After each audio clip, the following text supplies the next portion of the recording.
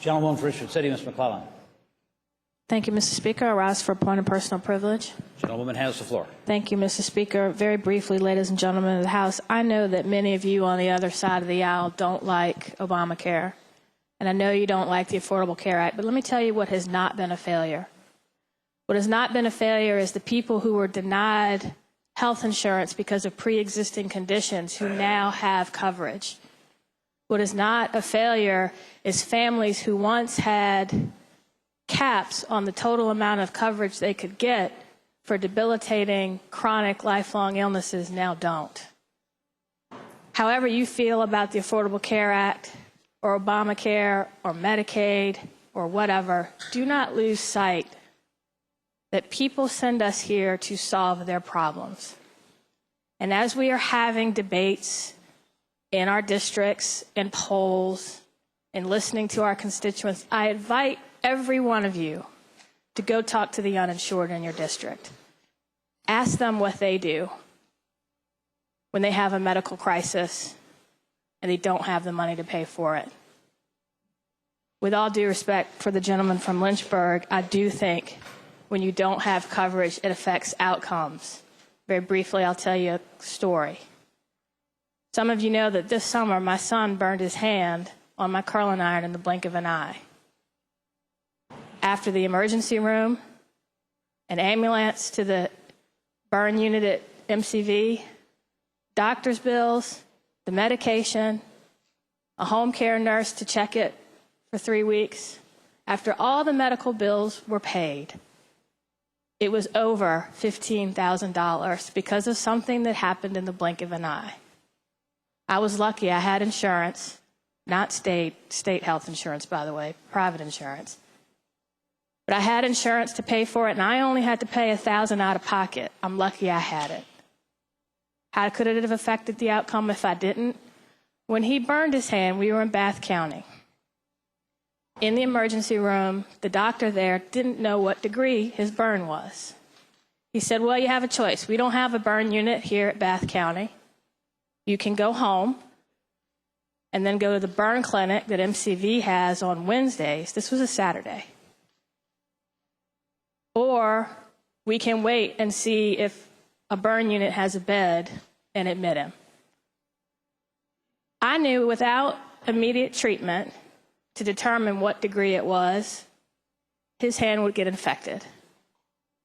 I didn't hesitate. I said, you check to find a bed and get the treatment now. I didn't have to stop and think, am I going to have to pay out of pocket for the ambulance? Am I going to have to pay out of pocket to be admitted and have that wound checked? If I didn't have insurance or my own financial resources to pay for it, I would have gone home. And his second-degree burn very well would have gotten infected. People send us here to solve their problems. If you're not going to expand Medicaid, if you're not going to do a private option, then go to your districts, talk to the uninsured, and tell them how you're going to help them when they are one medical crisis away from devastation. We all are. And you tell everybody else how they're paying now for the most inefficient health care the uninsured can receive when they have to wait until they go to the emergency room. They don't pay the bill, and then we all pay for it in our premiums or through dish payments or some other way. And I asked the budget conferees, if you're not going to expand Medicaid or do a private option, find some more money. Because what you've put in the budget isn't enough to solve the problem of the hundreds of thousands of people who are uninsured. One of the members of the other side of the aisle asked me earlier, do you think that there's a right to health care in this country? Well, there is a guaranteed right to to life, liberty, and the pursuit of happiness. Many of us won't live under certain circumstances without health care and treatment. I don't know how much liberty we can have when we are tied by whether or not we can afford to get that health insurance. But more importantly, it's just the right thing to do.